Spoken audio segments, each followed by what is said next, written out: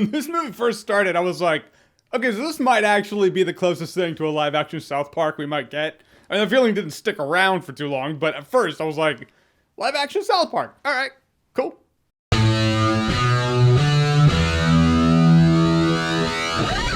Good Boys. So Good Boys is a raunch comedy starring a trio of middle schoolers. They get into a tangled web of plot that go on an adventure in which the end game is the most important thing they will do in their lives. That's right. Kiss a girl. Or at least one of them's gonna kiss a girl. The other two, I mean, they're support. They're cool. But, you know, friends stick together. Friends run across freeway traffic together. And I get a kick out of those raunch comedies. I get a kick out of, you know, kids being kind of fucked up because they are. I know we all want to believe like, no, kids are, you know, they're rated G all the time when parents aren't there. It's not true. And this movie celebrates that. It goes a little over the top, but it's supposed to. Because what I like about this concept and some of the execution in this movie with the concept is that these kids are old enough to think they're the smartest adults ever, but not smart enough to know that they're really naive about a lot of things. So when it comes to the logistics of looking up porn on the internet or finding sex toys, they don't really know what they're looking at. I know, that kind of cracks me up. Back in my day, we would just call one of those 900 sex lines. I actually did that. It came up on the phone bell. I got in so much trouble. It's a true story.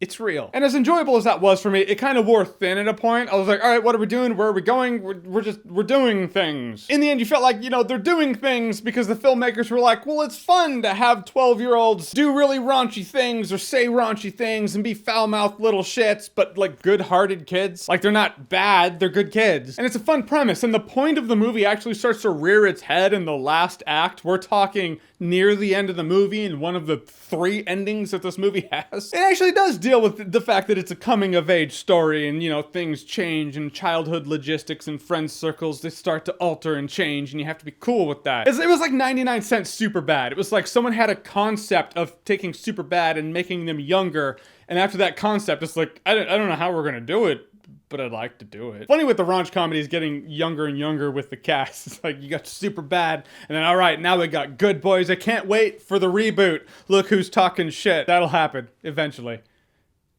Kind of want it to happen now.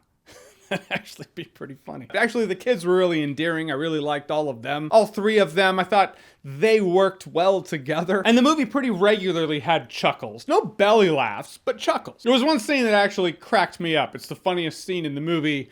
Involves the freeway scene. But in the end, I felt like this movie had a great crew, like a great group of friends that worked well together, and a great premise with very little direction. When I was watching the movie, I was like, this is a first-time director, I promise you. And IMDb'd, he's done some TV work, but yeah, for feature film, first-time director for feature film. And it shows, like when you're watching the movie, you see that. It was a great concept, but the direction was a little messy, and in the end, I walked out of this movie going, it'd have been a better time if I were drunk. Yeah, no, it's a party. I will say the movie's a little uneven in how mature the kids are, and I feel like the writers wrote a couple things in here just so they don't take heat on Twitter. There's one thing in particular. This is a good example of how they're naive 99% of the time. And then this one time, it's like, that's something an adult should have said in this movie, not a kid. But there's this line in the movie where this douchebag frat boy drug dealer, they're trying to get drugs from him and for this other person, and this dude was like, if she wants him, she can go ahead and suck my dick. And the main kid goes, the only time she should be doing that is if she gives consent. Which, first of all, kid, you're right. I absolutely agree with you, and I want to stress right now, consent is important. But him saying that was weirdly out of place. Just in the general theme of the movie for his character, like, this is a kid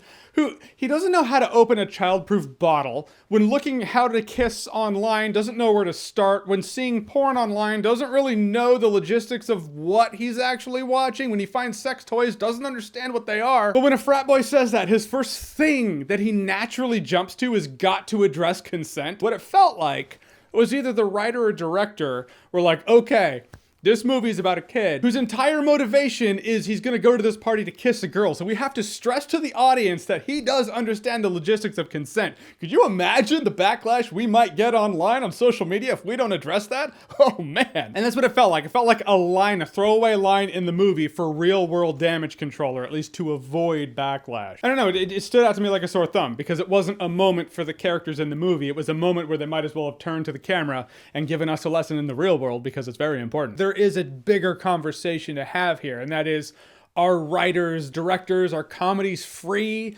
to do what they want to do? Or do they have to have little throwaway lines and things in their movies so people can go down the checklist and be like, okay, checked all the boxes. All right, they've fully illustrated that they're not problematic, so it's fine. So to be clear, I'm not talking about, it's not a conversation about consent. It's a conversation about the natural flow of comedy and writing. And at a point, when do people put things in movies that don't make sense for the movie or the characters, but they have to avoid backlash? And is that good for comedy? Like, I don't think that's good for comedy, to be honest with you. Sometimes I feel like I've woken up in the world of Demolition Man and it's fucking weird. I don't know, I feel like that's a conversation worth having now. So I guess we'll have it here. So Good Boys, have you seen it? What did you think about it? And what do you think about what I just said? But at what point do the thought police of Twitter just now make it to where comedy can't be comedy anymore? And are we getting there?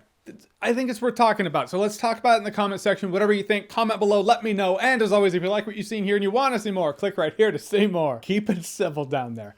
That's all I ask.